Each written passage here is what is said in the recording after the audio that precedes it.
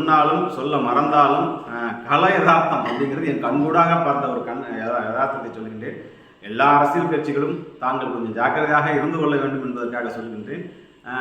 இப்போயே அதிரிபுரியாக வந்து இந்த பெண்கள் வாக்காளர்கள், இளம்கட்ட வாக்காளர்கள் வந்து டிவிகேக்கு சென்றிருந்தாலும் விஷயானது 1008 விமர்சனங்கள் அப்படிங்கிற மாதிரி இருந்தாலும் வந்து அவரை வந்து நேரில் சந்திக்கிறதுக்கு ஒரு வாய்ப்பு கிடைச்சிச்சு. அவர் பழைய நண்பர் அப்படி இருந்தாலும் ரொம்ப நாளாக ஆயிடுச்சு, கட்சி ஆரம்பிக்கணும், பிஸி ஆகிடுவார் அப்படின்னு சொல்லிட்டு நம்ம வந்து சந்திப்பை தள்ளி போட்டோம்.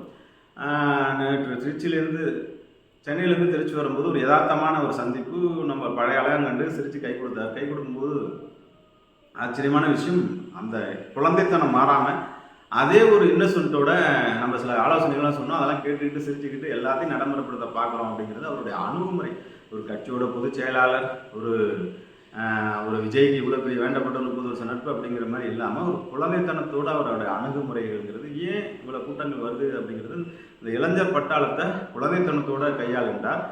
என்னோடு கிட்டத்தட்ட திருச்சி மாவட்டம், புதுக்கோட்டை மாவட்டத்தை சேர்ந்த நிறைய எம்எல்ஏக்கள், என் அமைச்சர்களே கூட வந்து ஃப்ளைட்டில் பயணம் செஞ்சாங்க.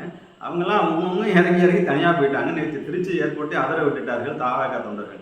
காரணம் என்னென்னா, குழந்தைத்தனமாக எல்லாத்தையும் செல்ஃபி எடுக்கிறது, எல்லாத்தையும் ஃபோட்டோ எடுக்கிறது, எல்லாத்தையும் பேசுகிறது, எல்லாத்தையும் சொல்கிற ஆலோசனை கேட்டுக்கொள்ளுங்கிறது, ஒவ்வொருத்தட்டையும் போய் சின்ன பிள்ளை மாதிரி பேசி அந்த இளம் பட்டாளத்தை எப்படி கையாள்வது என்பது வந்து ஒரு பொதுச் செயலாளருங்கிற கர்வம் இல்லாமல் வச்சிருக்கின்றார். நேற்று திருச்சியில் புஷியானந்துக்கு கொடுக்கப்பட்ட வரவேற்பு பற்றி நானே மறந்துவிட்டேன்.